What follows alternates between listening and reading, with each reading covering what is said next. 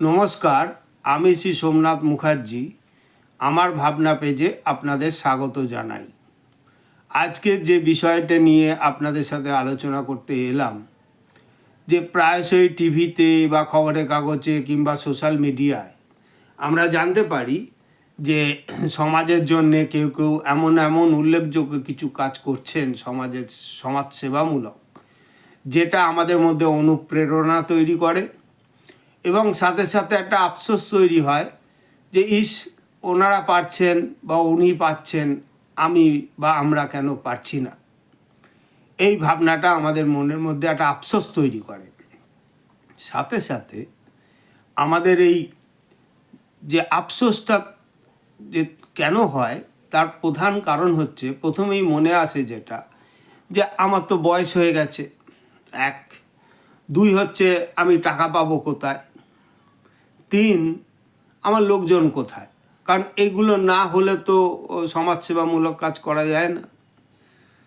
তো যার ফলে আমরা আমাদের সুপ্ত ইচ্ছা থাকা সত্ত্বেও আমরা কেউই সমাজের জন্যে, বেশিরভাগ মানুষই কোনো কাজই করতে পারি না। কিন্তু আজকে আমি একটি প্রস্তাব আপনাদের কাছে নিয়ে এসেছি যে মৃত্যুর পর আমার চোখ দুটো দান করে দিয়ে যাব দুজন অন্ধ মানুষের চোখের দৃষ্টি ফিরিয়ে দেওয়ার জন্য। এইটা যদি আমার সিদ্ধান্ত হয়, এটা যদি আমি সিদ্ধান্ত নিতে পারি, তাহলে পরে আমার মৃত্যুর পর আমার দুটো চোখ কিন্তু দুজন অন্ধ মানুষের চোখের দৃষ্টি ফিরিয়ে দিতে পারে। এখন এর জন্য যেটা আমাদের করতে হবে, প্রথমত হচ্ছে আমাকে সিদ্ধান্ত নিতে হবে, এবং যে আমি আমার মৃত্যুর পর আমার চোখ দুটো দুজন অন্ধ মানুষের চোখের দৃষ্টি ফিরিয়ে দেওয়ার জন্য আমাকে আই ব্যাংকে এটা আমায় দান করতে হবে। তা আমি তো পারবো না, আমি তো মৃত। স্বাভাবিকভাবে এই বিষয়টা আমার পরিবার পরিজন, আমার আত্মীয় স্বজন, আমার প্রতিবেশী, তাদেরকে জানিয়ে রাখতে হবে, কারণ মৃত্যুর পর তারাই যা করার করবে। দ্বিতীয়ত যেটা আমাদের দরকার, সেটা হচ্ছে যে আমরা তো সারাদিন প্রচুর গল্প করি, প্রচুর আড্ডা মারি। তো এই আড্ডার মধ্যে, গল্পের মধ্যে আমরা যদি আমাদের বন্ধুবান্ধব, আমাদের পরিচিত জনের সাথে এই মরণোত্তর চক্ষুদান, মানে মৃত্যুর পর চোখ দুটো যদি দান করে দেওয়া যায়, তাহলে দুজন অন্ধ মানুষ দেখতে পেতে পারেন। এইটা যদি আমরা আলোচনা করি, তাহলে কিন্তু একটা বড় সচেতনতা তৈরি হবে মানুষের মধ্যে। পাশাপাশি এটা ভাবতে হবে যে আমাদের মহামূল্যবান চোখ আমরা আগুনে পুড়িয়ে অথবা কবরে মাটির নিচে চাপা দিয়ে যে নষ্ট করছি, সেইটা তুলনায় মৃত্যুর পর যদি চোখ দুটো দান করে দিয়ে যাই, তাহলে সেটা অনেক বেশি ভালো হতে পারে। এই বিষয়ে যদি আলোচনা আমরা যদি নিজেদের মধ্যে করতে পারি, তাহলে কিন্তু আমরা একটা অনেক বড় সমাজের সবচেয়ে বড় কাজ কিন্তু আমরা করে দিয়ে যেতে পারি আমাদের মৃত্যুর পর। এখন অনেকের ধারণা যে চক্ষুদান করলে বোধহয় পুরো চোখটা নিয়ে চলে যায়। ব্যাপারটা তা না।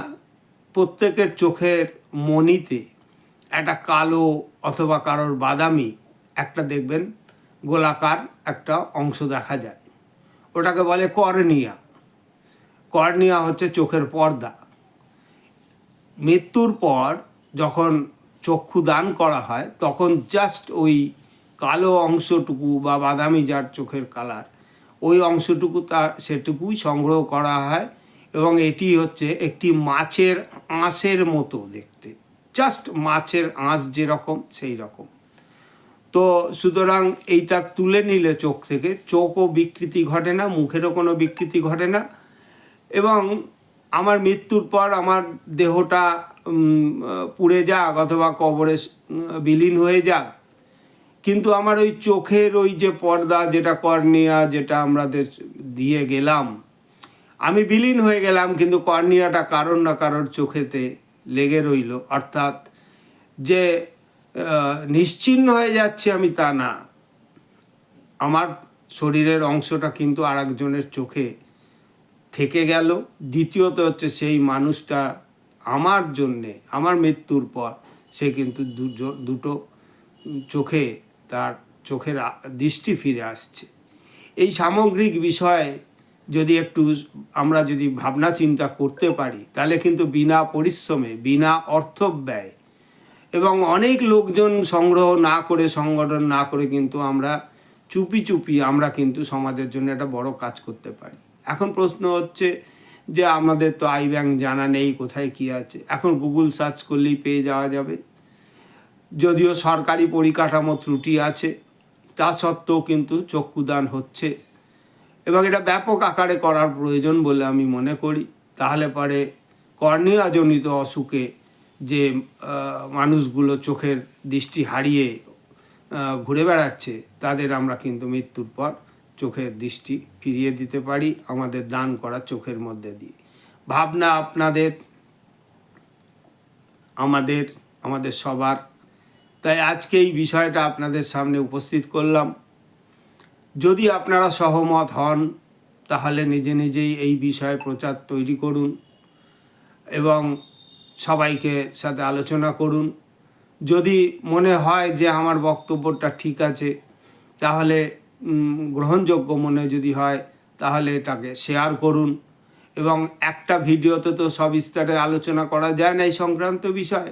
পরবর্তী ভিডিওতে অবশ্যই আমি আরও ডিটেলসে আলোচনা করব, কিন্তু একটা ভিডিওর একটা নির্দিষ্ট ছোট ভিডিও না হলে মানুষের কাছে দেখার আগ্রহটা থাকে না, যার ফলে এই ভিডিওটা আমাকে সংক্ষিপ্ত করতে হচ্ছে।